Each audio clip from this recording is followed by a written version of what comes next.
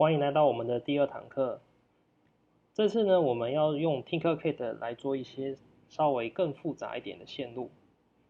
那我们上一次学到的是用一颗 LED，那这一次呢，我们会用到比较多颗的 LED，并且会介绍一些其他的元件。好，那我们就开始吧。画面是这一次的线路图，有2颗 LED，还有一个电阻串联。那三角形的这种形状的，我们称作二极体。箭头往外代表发光的意思，又称作发光二极体。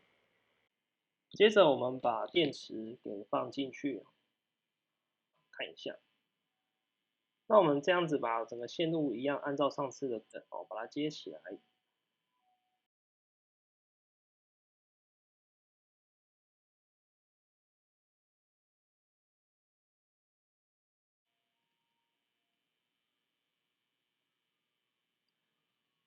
好，那我们的线路就完成。那我们可能现在确认一下我们的电阻。电阻值的话，建议一样，我们是用200欧姆，单位要小心哦，要改成欧姆。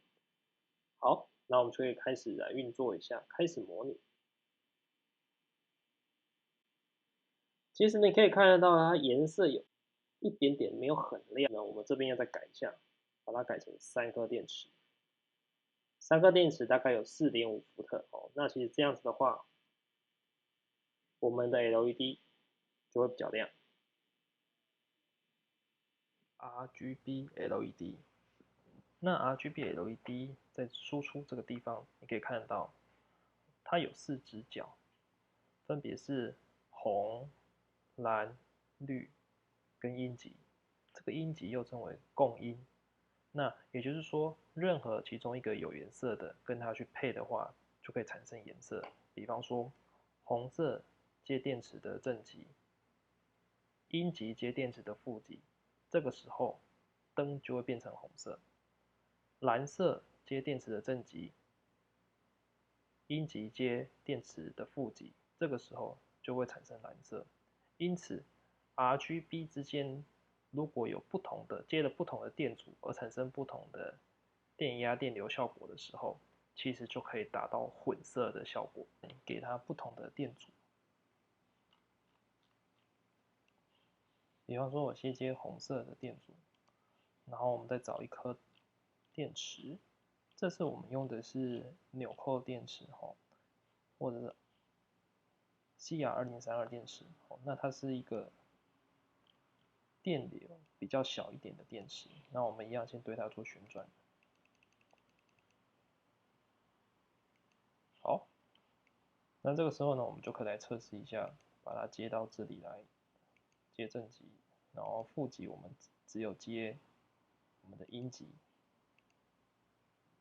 那这时候稍微改一下电阻电阻一样，我们不要太大，我们给它200欧姆，好的。那这个时候我们来跑模拟，亮的是红色的灯。快速的把其他的都接起来那我们可以对着按复制其实我们透过复制的方式，可以快速的建立不同的电阻。Ctrl V，Ctrl C。那你可以发现总共用到了3条线路从正电出来有3条线，然后回到负电有1条线。那我把颜色标一下，让你们更清楚这一条线是红色，然后这一条蓝色，然后这一条是绿色。那每个电阻我们现在先看一下，假设都是一样的电阻，理论上依照光的3原色定律，我们可以知道说灯应该会亮白灯。对，它是亮接近白灯。那我们现在稍微去改一下电阻好了，比方说我把这个电阻稍微改的小一点。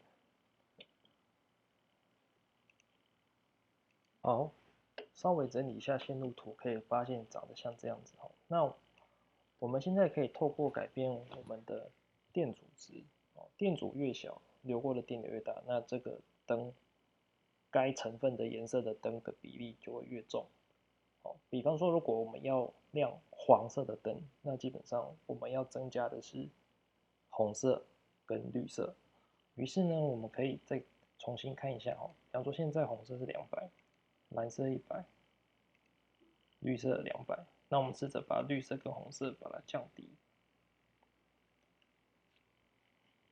然后蓝色给它提到很高蓝色我给它1000好了，然后红色也给它100。那这个时候我们来看一下，灯呢就会接近是黄色，代表说蓝色的阻抗很大，所以基本上透过蓝色流进去的电流很小。那这3条我们可以理解成它算是一个并联的行为，其中任何一个颜色的灯，即使它断掉或者是没有输入来源，另外其他的还是同路，那一样可以产生颜色。那这就是今天的实验，谢谢各位。